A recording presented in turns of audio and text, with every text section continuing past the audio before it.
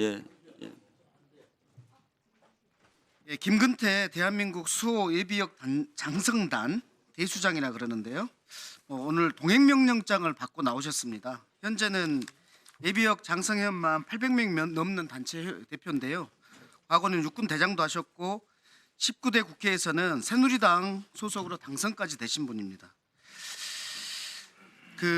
이런 군 엘리트 출신이 내란 혐의 진상 조사를 위한 국정조사에 출석 요구에 당당히 응해야 되는 거 아닙니까? 저희가 동행명령장이라는 행정명령을 발동해서야 나온다는 것이 사실은 굉장히 육군 대장으로 저는 모양이 빠지는 일입니다. 이에 대해서 위원장님께서 경고 정도는 하고 넘어가셔야지 된다고 봅니다. 제가 경고할 사항은 아닌 것 같고요. 김근태 우리 전 사령관의 여러 가지 양심과 마음에 맡겨야 될 일이지. 제가 여기서 경고한다고 해서 저 장군께서 들으실 분 아닌 것 같고, 다만 한 가지 아쉬운 점은 저도 19대 때 같이 의정활동했습니다만은 윤석열 정부가 국방부 청사를 대통령실로 쓸 때 그 청사를 우리 군이 쓰게 좀 해야 되는데, 계속 우리 군에서 국방부를 사용을 해야 되는데 그런 점에 대해서 좀 항의나 이런 메시지가 없었던 것에서 상당히 아쉬움을 좀 갖고 있었던 것은 사실입니다. 자, 김병주 의원 질의하십시오. 윤인대 기획재정부 차관보 나와주세요. 잘했잖아. 응? 둘이 좀 우리 차관보는 12.3 내란을 언제 알았습니까? 10시 한 반경 TV를 보고 알았습니다. 그날 그 기재부 장관하고 같이 국무회의를 갔었나요? 아닙니다. 전혀 사실 아닙니다. 그러면 기재부 장관이 쪽지를 줬다고 하는 차관보가 윤인대 아닙니까? 네, 저 맞습니다. 언제 쪽지 문건을 앞서 받았어요? 오전에 우리 부승철 의원님 때도 제가 말씀을 드렸지만 11시 반경 그 은행회관에서 저희가 F4 회의를 위해서 저희가 모였었는데 그때 제가 받았습니다. A4지를 이렇게 주던가요? 접힌 상태로 받았습니다. 어떻게 접혀 있었나요? 뭐 이렇게 한 겹 접혀 있던가요? 그 조금 더 접혀 있었던 걸로 기억을 하고요. 그럼 받아가지고 제가 주머니에 넣었기 때문에 한 번 더 접혀 있던 걸로 제가 기억. 이렇게 네모로 접혀 있었어요. 그기까지는 제가 정확하지 않은데 받고 제가 주머니에 넣을 수 있을 정도였습니다. 어느 주머니였어요? 오른쪽 주머니에 넣었습니다. 오른쪽 주머니요? 예, 뭐라고 하면서 줬습니까? 너가 들고 있으라라고 하시면서 주셨습니다. 대통령 지시사항이라고 얘기 안 했어요. 아니요, 그런 말씀 못 주셨습니다. 그럼 그거 언제 받습니까? 그리고는 저는 잠깐 이제 회의 준비 때문에 밖에 나가 있으면서 제가 잠깐 열어봤었는데 이제 그때 제가 봤었습니다. 그러니까 몇 시쯤 받어요? 시간으로 따지면 한 11시 반에서 11시 40분 그 사이가 될 것 같습니다. 그럼 대통령 지시사항의 예비비 확보 비상 그 부분은 제가 봤었고요. 네 예, 그걸 그 보고 뭘 느꼈어요? 그래서 이 부분에 대해서는 뭐 죄송한 말씀이지만 제 담당이 아니기 때문에 나중에 다시 한번 여쭤봐야 되겠다 이 생각 정도를 제가 하고 있었습니다. 그럼 누구 담당이에요? 그 예비비는 저희가 예산실 소관이기 때문에요. 차관보면 다 간장하는 거 아닌가요? 아닙니다. 저는 국내경제정책 담당이고요. 그래서 F4 회의에 참가했습니까? 예, 그 회의는 제 담당이기 때문에 제가 참석을 했습니다. F4 회의에서 뭘 논의했습니까? 그때는 환율이 급등을 하고 이제 그 시장 안정이 중요한 상황이었기 때문에 환율 안정을 위한 시장 메시지, 시장 안정의 메시지, 그거를 빨리 내보내는 게 가장 중요한 회의 목적이었습니다. 그리고 또 그게 답니다. 그게 다예요? 예. 최상목 부총리는 자기가 사임설 내겠다 얘기하고 뭐 그런 얘기를 했던데 그런 예, 얘기 맞습니다. 그 11시 40분에 저희가 회의를 시작했는데요.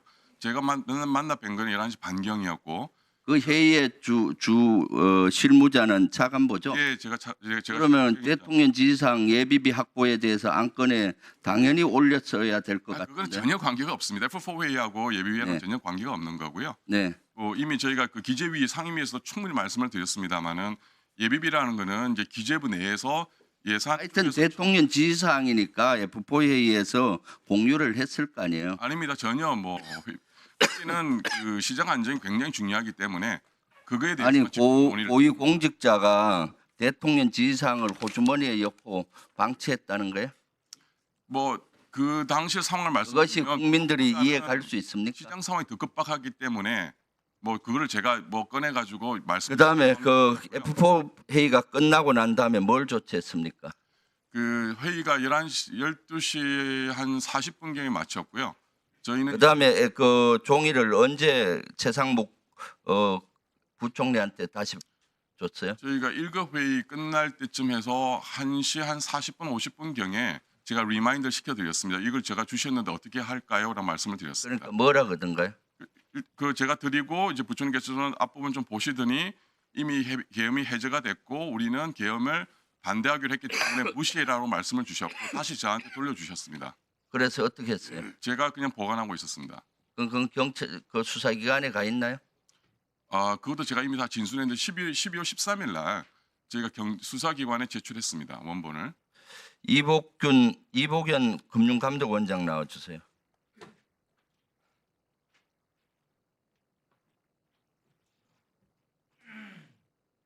예, 금감독원장입니다. 12월 3일 날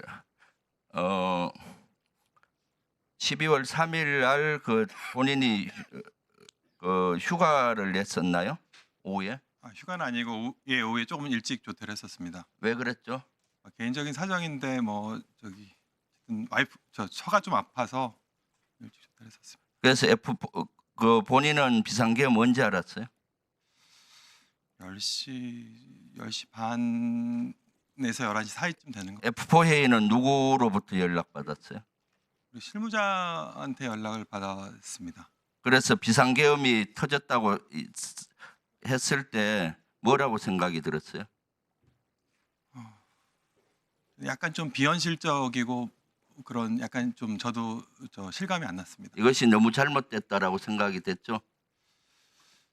당시에는 아예 그 상황 자체를 인식하는데 좀 시간이 걸렸던 아니 거예요. 그러니까 이 평온한 날에 비상계엄을 하니까 너무 황당한 거죠. 저도 이제 비상계엄이 매우 잘못됐고 적절치 않다고 생각했는데 그 당시에는 그 순간에는 그런 판단. 그다음 F4 회의에서 최상목이가 사임 의사를 밝혔다는데 맞아요? 어쨌든 제 기억으로는 그 회의에 모이기 직전에 아마 대통령실에 들렸던 상황을 조금 설명을 주시면서 되게 이렇게 뭔가 이렇게 좀 자괴감 이런 말씀을 좀 주셨고 이제 이럴 바에는 부총리직을 하기가 어렵지 않나 이런 말씀을 주셔서 저희도 사실 당시 상황이 외환시장도 열려 있고 여러 가지 이제 그 역외 시장 상황이 있어갖고 저희가 그럴 때가 아니고 일단은 좀 시장 상황을 정리한 다음에 본인 거치에 대해 생각하셨는 거 아니냐 이런 식으로 좀 대화가 있었습니다. 그럼 금융감독원장은 거치를 고민 안 했나요? 이것은 너무나 중대한 내란이고 위헌적인데 최상목 그 권한대행이 그렇게 얘기했을 때 나도 그만둬야 되는 거 아닌가? 그게 정상적일 텐데. 총리께서 그만두시면 저도 같이 그만두는 게 맞다고 그렇게 말씀을 드렸는데 어쨌든 당시 상황은 한은 총재도 좀 말리시고 뭐 그런 상황이었습니다. 그러면 부총리 그만두면은 금감원장도 그만두겠다라고 생각했단 말이죠. 그런 얘기를 제가 했던 것 같습니다. 했었어요? 예. 그럼 이것은 윤석열의 비상계엄은 그 중대한 위헌적이고 너무나 경제적인 관점에서도 국민적인 관점에서도 잘못됐다라고 생각을 하신 거네요. 그 당시에 법률적 판단을 하기에는 되게 아니 좀 그러니까 정리를 안 직감으로 했었는데 국민들은 다 잘못됐다고 느껴요. 고위공직자 정도 되면 더 느끼는 거지. 이게 경제 상황, 그러니까 단기 시장 상황 등 외환 그다음 상황이 너무 됐어요. 어려웠습니다. 예. 김병환 금융위원장 나오세요.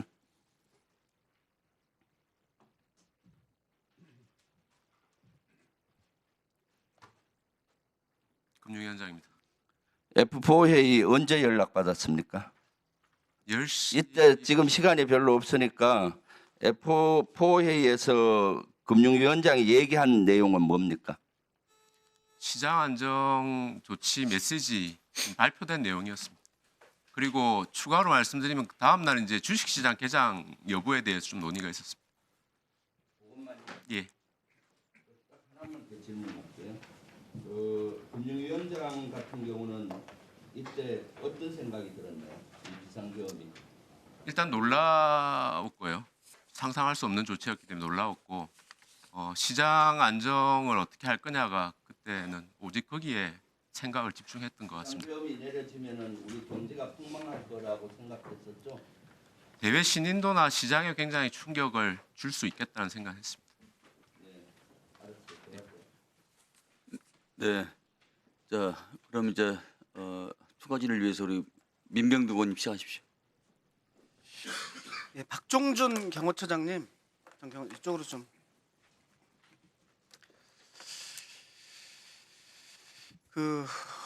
이거 보이시나요? PPT 보십시오. 경호처를 얘기하는 것 같고요. 보안폰 보안성 강화 방안 검토 결과 해가지고 나와 있는 거. 이거 작년 12월 12일에 작성됐는데 이거 알고 계십니까? 이번에 그 언론 보도 보고 알았습니다. 이 문건을 그럼 그때 경호처장이었잖아요. 예, 경호처장이었지만 그때 보고받지 못했습니까? 예, 보고받지 못했습니다. 그럼 누가 왜 작성했는지도 모르네요. 그 내용은 이번에 언론 보도 보고 알았습니다. 그럼 내용을 보면 12월 7일 날 전체 단말기 내 데이터 착제라는 지시사항에 대해서 검토 사항은 증거인멸 문제 소지가 있다. 그다음 두 번째 12월 12일 날 단말기 사용자 접근 제한 조치 여기에 대해서도 뭐 이렇게 나와 있는데 이 부분에 대해서 처장이 전혀 몰랐다는 얘기입니까? 이때는 몰랐고요. 이거 말고 그 한참 후에 방첩사령관하고 특전사령관 그리고 수방사령관의 비화폰이 검찰에 그 압수되어 갔다는 얘기가 있어서 그때 네. 그 그러면은 이제 검토할까는 한번 이 전체 단말기 데이터 삭제 지시를 누가 한 것인지 알고 있습니까? 저는 알지 못합니다.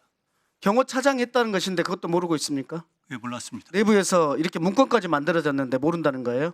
이번에 이 문건에 관해서는 언론 보도를 예, 좋습니다. 언론에서 이렇게 나왔는데 그러면 경찰 30년 하셨잖아요. 네, 그렇습니다. 내란의 블랙박스 비아폰 서버입니다. 이렇게 증거인멸 지시하면 증거인멸죄로 처벌되는 거 아닙니까? 지금 그 내용은 좀 수사 중인 상황이기 때문에 제가 말씀드리기 어렵습니다.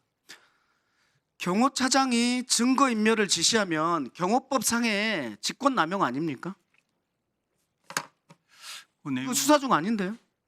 아니 그 내용에 대해서는 지금 현재 국수본에서 그 내용을 수사 중이기 때문에 아니, 제가 말씀드리 차장의 판단을 구하는 겁니다. 서버를 삭제하라고 지시하는 것이 경호법상의 직권남용 아니냐고요. 그 내용 그때 여지가 있습니까 그러면? 구체적으로 어떤 지시를 어떻게 했는지를 제가 알지를 못하기 때문에 문건이 그- 있잖아요, 문건이. 그 판단을 지금 제가 이렇게 말씀드리기가 어렵습니다. 그 판단도 어렵습니까? 그 경찰 30년 하셨는데. 상황을 제가 인지를 못했기 때문에 예, 수도배 주시고요. 말씀드리기가 어렵습니다. 잠깐만 수도배 주시고. 예, 이진동 차장님.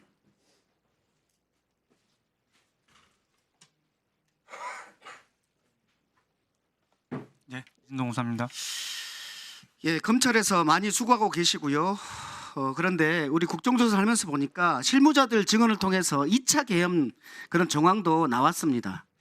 그리고 지금도 궁금한 게 내란의 전체 설계자가 누구냐. 그리고 비상 입법기구 엄청 중요한 것인데 이건 어떻게 나온 것이냐. 그리고 각 부처에 뭐 지시사항이라고 해갖고 A4 문건을 줬는데 이 부분들은 어떻게 된 것이냐. 이게 밝혀졌습니까?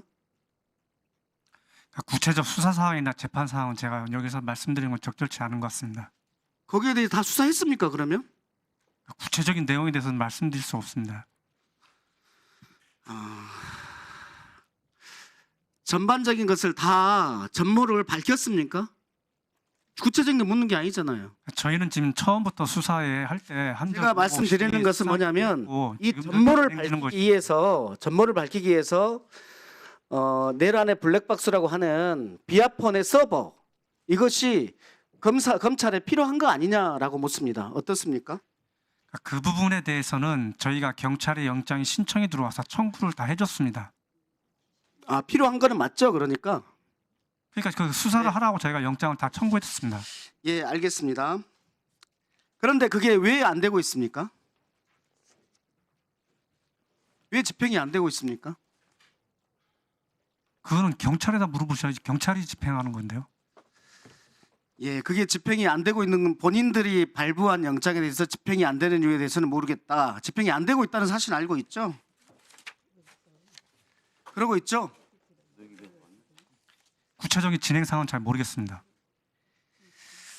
예, 우리 김성훈 차장에 대한 구속영장 신청 반려건에 대해서 묻습니다. 두 번째 영장은 직권남용죄에 대한 보완 수사가 필요하다고 해서 반려했습니다. 네, 맞습니다. 세 번째에 대해서는 어떻게 했냐면 김성훈 경호처에 단말기 삭제를 지시한 것은 보안 유출을 우려한 조처였고 실제 삭제한 기록이 없다라고 하면서 기각했습니다. 맞죠? 아마 내용이 그 정도 그런 네. 내용이 들어간 걸로 알고 있습니다. 보안 유출 우려라는 김성훈 차장의 말을 그대로 믿는 것이 웃기지 않습니까? 증거 유출을 우려하는 거 아닙니까? 문건 자체가 증거 인멸 지시 문건이 아니고 보안 대책 문건으로 알고 있거든요. 그 보안폰에 생명이 어차피 보안이 아닌가요? 네, 네 마무리하십시오. 이 문건 보셨습니까? 구체적으로 보질 못했습니다. 지금 오늘 와서 봤습니다. 네, 그랬어요. 여기 보면 전체 단말기 내 데이터 삭제 이런 지시가 두 번에 걸쳐서 있었다라고 나오고 있습니다. 예, 예, 그렇죠. 이것이 대통령 경호법에 따른 직권남용 아닙니까? 증거인멸이나 직권남용 아닙니까? 의원님 직권남용이라는 게 단순히 저 지시만 했다고 되는 게 아니고 증거를 삭제하라고 지시를 하는 것이 부하 직원한테 직권남용이 아닐 수 있습니까? 그러니까 직권남용이 되려면 기본적으로 목적성이나 필요성, 상당성 이런 여건들이 그래서요. 가 돼야 되는데 그래서 그 자세한 것들에 대해서 실은 법원에서 판단해야 될 사항인데 지금 가장 중요한 그 비화폰 서버를 압수하는 것과 관련해서 엄격한 잣대를 들이대고 있다는 거예요. 그래서 결국은 검찰이 검찰총장 대통령에 대한 마지막 의리로 계속해서 구속영장을 기각하고 있는 거 아닌가라는 의심을 국민들이 한다는 겁니다. 그 말씀을 드리는 겁니다. 어떻습니까? 의원님 그 비화폰 서버에 대해서 압수수색 영장은 저희가 경찰이 신청한 것에 대해서 청구를 했고 발부가 됐습니다. 그리고 다시 한번 말씀드리지만 경호처 차장이나 본부장에 대한 구속영장은 대통령에 대한 체포영장을 방해한 혐의하고 그 과정에서 그 뭐 인사조치니 뭐 비화폰 서버 무슨 뭐 삭제 그 관련해 직권남용이 되냐 안 되냐 그 범죄 사실입니다. 그러니까 그 범죄 사실에 대해서 저희가 조사 구체적으로 이렇게 인멸하라고 했는데 그것이 직권남용이 아니라고 판단한다는 거잖아요. 그러니까 의원님은 그 문건 하나만 보셨지만 저희는 기록을 더 전체를 다 봤거든요. 기록을 전체를 봐본 바 혐의 사실 다툼의 여지가 있고 증거인멸 및 도주 우려가 없어서 영장을 기각한 겁니다. 증거인멸 우려가 없어요. 그러니까 의원님 본인 범죄 사실에 대해서는 이미 본인의 범죄 사실에 대해서는 예. 압수수색이 진행이 돼갖고 예. 거기에 대해서 본인 휴대폰이니 USB 다 압수가 됐습니다. 알겠습니다. 예, 자 마무리 주시고 자 민홍철 의원님 질의해 주십시오. 우리 윤인대 기획재정부 차관보님 좀 앞으로 좀 나와주실까요? 지금 12월 3일 12.3 비상겸과 관련해서 그 김용현 전 국방장관이 쪽지 문건을 여러 개를 작성을 스스로 해가지고 네. 그날 이제 국무위원들에게 또 경찰청장이나 서울지방경찰청장에게 나눠줬다는 겁니다. 네. 아까 말씀을 하셨듯이 최상목 기획재정부 장관에게도 이제 그 내용은 알고 있죠. 4개 사항 알고 가지고 그 쪽지 문건을 전달을 했고요. 또 최상목 그 경제부총리는 막 주머니에 넣어가지고 보지도 않고 네. 11시 반 정도 돼서 윤인대 차관보에게 줬다. 네. 그게 지금까지 이제 말씀하신 거예요. 네. 자, 그 사이에 김용현 전 국방장관은 헌법재판소에서 그 최상목 장관에게 준 비상 입법기구 운영 예산을 편성하라. 이 내용과 관련해서 그것은 국회 대체 기구가 아니라 민생 살리기 법안이 100여 개나 밀려 있고 통과되지 않고 있고 경제가 매우 어렵고 그래서 긴급 재정 명령을 발령하기 위한 하나의 기구다. 이렇게 지금 헌재에서는 얘기했어요. 네. 아까 우리 윤인대 차관보께서는 국내 경제 담당 네. 아까 말씀하셨잖아요. 담당입니다. 그리고 F4 회의는 외환 담당, 외환 때문에 이제 소집을 했고요. 자, 그러면 2004년 1년 동안을 봅시다. 재정경제 명령을 발령할 정도로 우리 대한민국 경제가 특별한 사유나 어떤 특정한 사안이 있었습니까? 그거는 뭐 그 주관적인 판단의 명령이기 때문에 예. 제가 말씀드리기는 적절하지가 않은 것 같습니다. 아, 그래요? 그러면 재정경제명령이 발령된 걸 제가 기억하기는 김영삼 정부 때 금융실명제 할 때 한번 발령됐죠. 예, 저도 그렇게 예, 국회 기억하고 승인을 받았고요. 그때 비화가 국내에서 기획재정부에서 TF팀을 만들어서 국외에서 미리 준비했다지 알고 있어요. 네. 그렇습니까?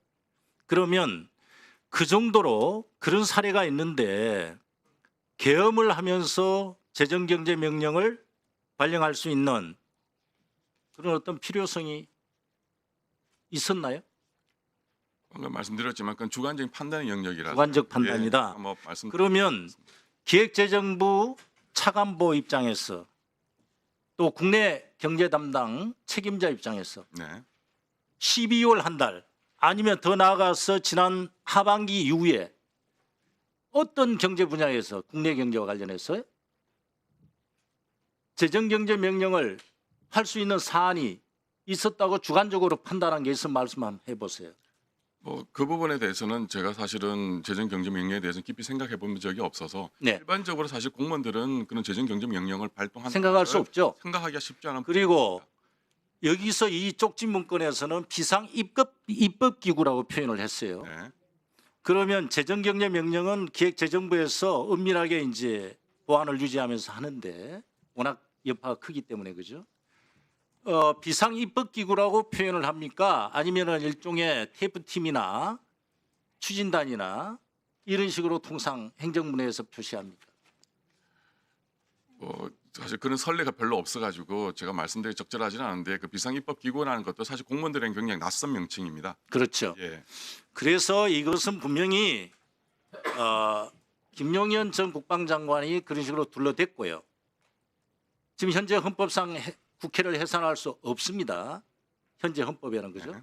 그래서 거기서 말하는 비상입법기구는 국회를 대체할 수 있는 그래서 국회를 본회의를 막기 위해서 병력을 출동시켰고 특임 부대를 진입시키려고 했고요. 이번 12.3 비상계엄은 윤석열의 12.3 비상계엄은 진입 쿠데타라고 저는 보는데 지금까지 우리 역사상 7, 8번의 쿠데타가 있었지만 이거는 보통의 쿠데타가 아닙니다.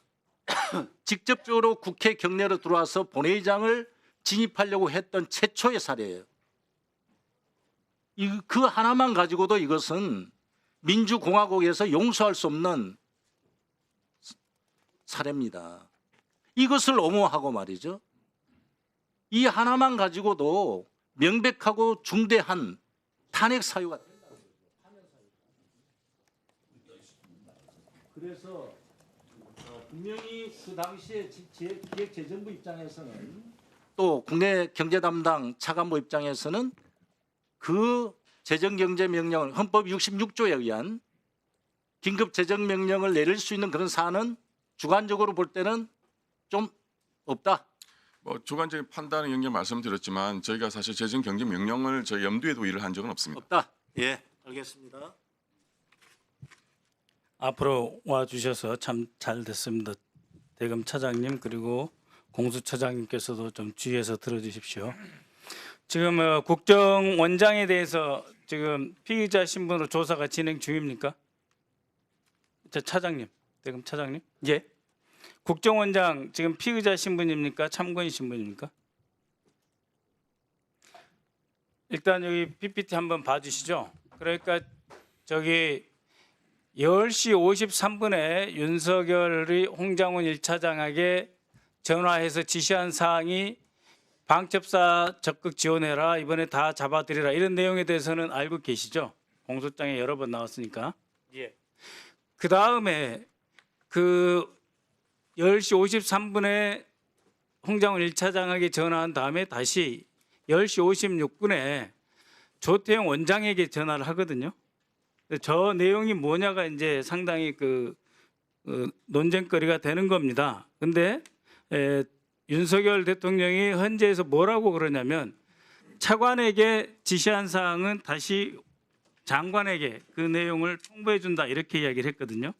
그러니까 10시 56분에 굳이 용산에서 1시간 20분이나 계엄관계 장관일을 해서 서로 얼굴을 보고 김용현이 지시 문건까지 줬음에도 불구하고 10시 56분에 다시 윤석열이 조태용에게 전화를 한 것은 즉 홍장원 1차장에게 지시한 것을 고지하기 위함이다. 저는 이렇게 생각을 합니다. 왜냐하면 헌재에서 그렇게 본인 이야기를 했거든요. 차관에게 이야기하는 건 장관에게 바로 알려준다. 그렇기 때문에 홍장원 1차장이 독대 보고를 가서 조태용에게 이러이러한 대통령 지시가 있었다라고 해도 내일 아침에 봅시다라고 이야기를 하거든요. 즉 국정원장은 대통령의 그 내란 지시해서 문건을 받아왔고 거기서 무슨 내용인지 다 알고 왔을 뿐만 아니라 벌써 홍장원 1차장에게 대통령이 지시한 내용도 이미 알고 있는 상태에서 내일 아침에 봅시다 하는 것은 결국 그 지시를 이행해라 라는 것입니다. 그렇기 때문에 조태용 원장에 대해서 내란 주요 행위 가담자로 확실하게 수사를 해야 된다. 저는 이렇게 생각합니다. 차장님 어떻게 생각하십니까? 그 부분을 좀 집중해서 수사를 해주셔야 될 것 같은데요. 잘 검토해 보겠습니다. 네. 그 다음에 최근에 조태용 원장이 홍장원 1차장의 동선이 들어있는 CCTV 영상을 국민의힘 의원들에게만 공개한 것 알고 계시죠? 국정원 1층 로비는 정무직밖에 못 다니는 곳이에요. 일반 직원들 그 로비를 이용할 수가 없는 것이에요. 최고 등급 보안 시설이라 해서 외부에 촬영도 안 되는 것입니다. 정보위가 국정감사가도 사진 못 찍는 것이에요. 이것을 공개했습니다. 조태용 원장 본인의 동선에 대해서는 국가안전보장사항이라고 하는데 차장의 동선뿐만 아니라 시설 자체를 공개한 것은 국정원법 제11조 정치관여 금지 위반 및 보안 유지 의무 위반이라고 보는데 어떻게 생각하십니까? 이 부분도 추가해서 조사해 주시기 바랍니다. 네, 유념하겠습니다. 아울러서 국정원법 제4조 국정원 직무가 있습니다. 여기에 국정원은 형법 중에 내란의 죄, 외환의 죄, 군용법 중 반란의 죄에 대한 정보를 수집, 작성, 배포해야 할 의무가 있습니다. 또한 국민의 안전을 보호하기 위한 대응 조치를 취해야 할 의무가 있습니다. 즉 수방사 B원 벙커에 국민들이 불법 감금된다면 그걸 막아야 될 의무가 있는 것이고 내란 동향이 잡히면 이걸 조사해야 될 의무가 있습니다. 마치 조직이 없어서 못한다 이런 이야기를 하는데요. 국정원장은 인사 조직 운영 규정을 갖고 있고 그 규정에서 어떤 사안이든 조직을 신설할 수 있는 권한을 갖고 있어요. 그럼에도 불구하고 내란에 관한 사후 조사조차도 하지 않고 있습니다. 이것은 직무유기입니다.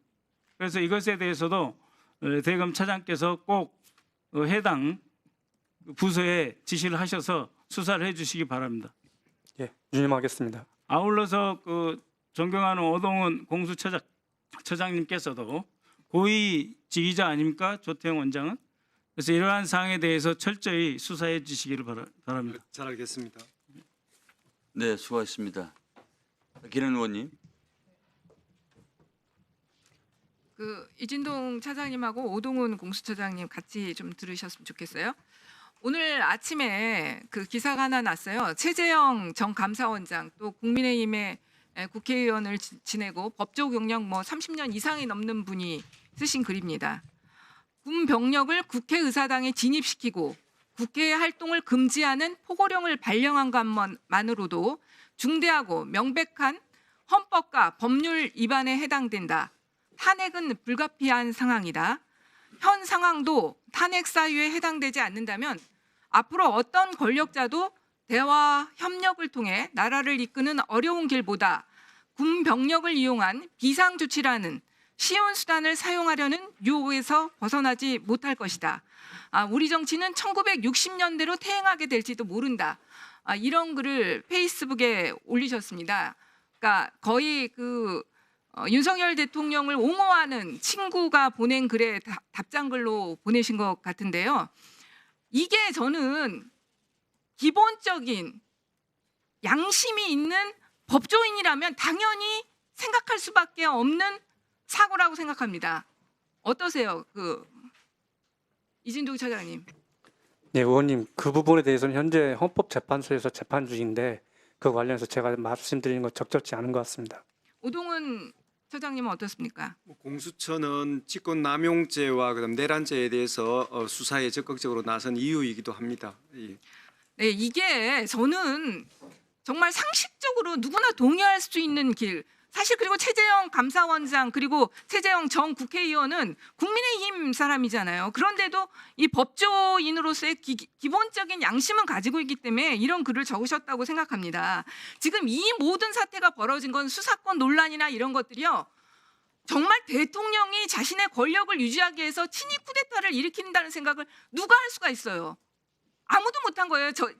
제가 이런 생각을 했다면 공수처법을 처음 만들 때 당연히 수사 대상에 내란죄를 넣었을 겁니다. 지금 근데 아무도 사실 생각 못한 거죠. 모든 것이 생각도 할 수 없는 윤석열 대통령의 이 독단적인 계엄 사태로 인해서 이 나라가 이 모양 요 꼴이 된 거예요. 그리고 아까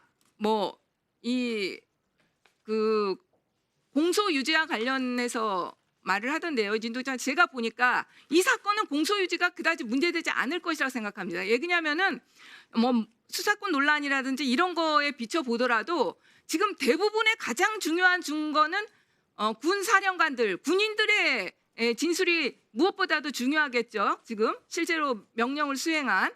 그런데 군인들에 대한 조사는 다 군 검찰에서 이루어진 거죠. 지금. 대부분 그렇습니다. 네. 거의 이루어졌기 때문에 여기서 증거 능력이 특별히 문제될 것이 없습니다. 그리고 경찰에서 이루어진 수사가 또 많습니다.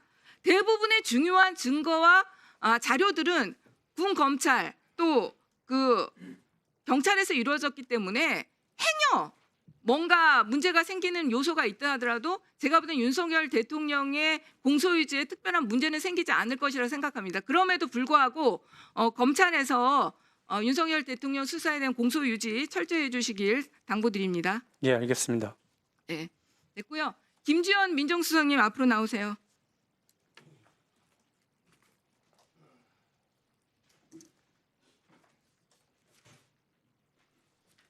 네. 자, 지금 다시 한번 고지합니다. 본인 여기에서 사실대로 진술하지 않는 이증으로 우리 특조위 명의로 고발될 수 있다는 점을 분명히 고지하고 말씀드릴게요. 뉴스에서도 났지만 김용원의 검찰 출석과 관련해서 검찰이 김용현 아내 명의 휴대전화로 출석 요구 요청을 하고 12월 6일 날 김용현이 대통령과 통화해보고 말씀드리겠다. 그렇게 얘기했습니다. 그리고 김용현이 윤석열 대통령에게 전화해서 지금 출석해도 되겠습니까? 그러니까 윤석열이 민정수석과 협의해보라. 그 뒤에 김용현이 검찰 이진동 차장님하고도 통화한 거죠. 결국 이진동 차장님하고 통화해서 검찰에 출석했습니다. 이 과정에서 김주현 수석님 역할 하셨습니까? 안 하셨습니까? 저는 역할을 안 했습니다. 전혀 안 했습니까? 통화한 적도 없고. 명백하게 이제까지 있었던 일을 지난번까지 제가 선서하고 다 말씀드렸습니다. 어떤 역할도 하지 않았다. 통화도 하지 않았다. 둘 다 맞습니까? 그러니까 제가 김용현과 통화했는지 여부는 특별한 기억이 없다고 제가 말씀드렸고요. 근데 그게 전제가 되는 거는 제가 검찰하고 무슨 얘기를 했어야 할 거 아닙니까? 일체 그런 일이 없습니다. 지금 김용현이 거짓말할 이유가 뭐가 있어요? 둘 중에 한 명은 거짓말하는 거죠. 그러면 아니 그러니까 제가 검찰의 김용현의 출석과 관련되는 무슨 얘기를 했느냐 거기에 대해서는 그런 일이 없다 이렇게 명백하게 제가 말씀드립니다. 질문을 제가 바꿔서 물을게요. 예. 네, 김용현에게는 검찰에 출석하라고 그럼 조언을 하거나 그런 유의 이야기를 한 적이 있습니까? 없습니까? 검찰하고의 조율이 아니고요. 김용현에게요. 그때 당시의 상황이 어디에 어떻게 나가시라 말라 이렇게 얘기할 수 있는 상황은 저는 아니라고 생각합니다. 그리고 그때 많은 일이 있어서 제가 그 명확한 말씀 그렇지만 왜 뭐 얼마나 중요한 사실인지 기억이 안 나요. 다시 한번 물을게요. 김용현에게 예. 김용현의 출석과 관련해서 조언하거나 전화하거나 어떤 행위도 한 적이 있다 없다. 기억이 없어요. 거기는 김용현하고는 제가 통화한 기억이 없고 검찰에는 제가 지금 일체 본인이 얘기한 빠져나가려고 그러는 거예요. 그러니까 기억이 어떻게 안 납니까? 기억이 있다 없다로 얘기하시라니까요. 있다 없다. 그때 당시의 상황을 의원님도 지금은 그렇지만 그때 당시는 여러 가지 일들이 굉장히 충격적이고 복잡한 상황이었습니다. 본인이 있다 없다는 얘기를 못하고 기억이 없답니까? 기억이 없습니다. 있다 없다는 얘기 못한다. 예, 기억이 없어요, 제가. 예. 아니 차장님 네. 선택적 기억을 하고 계신 것 같네요. 다른 것은 다 기억하시는데 왜 전화 통화는 기억을 못 하시죠? 아니 그때 당시에 있었던 그 많은 일들을 어떻게 제가 다 명확하게 말씀을 드릴 수가 있겠습니까? 다만 그 일이 지금 저를 지난번에도 말씀하셨던 거는 검찰하고 어떤 무슨 얘기를 해서 수사에 무슨 영향을 미치려고 한 거 아니냐 이렇게 저는 받아들였고 일도 하나도 그런 사실이 없습니다. 아니, 이게 그런 사실이 없다 예. 치더라도 김용현 전 장관하고는 통화한 그 자체를 기억을 못한다 이 말씀 아니신가요 지금? 아니 그러니까 통화한 사실이 있냐 이렇게 물어보셔서 통화했는지 여부는 제가 특별한 기억이 없다고 말씀을 드렸어요. 그런데 김용현의 출석과 관련해서 제가 뭐 영향력을 행사하거나 그런 바가 없습니다. 아니 관여한 바도 없고요. 존칭을 좀 붙여주세요. 김용현 예, 김용현 장관이라고. 전 장관님하고 예.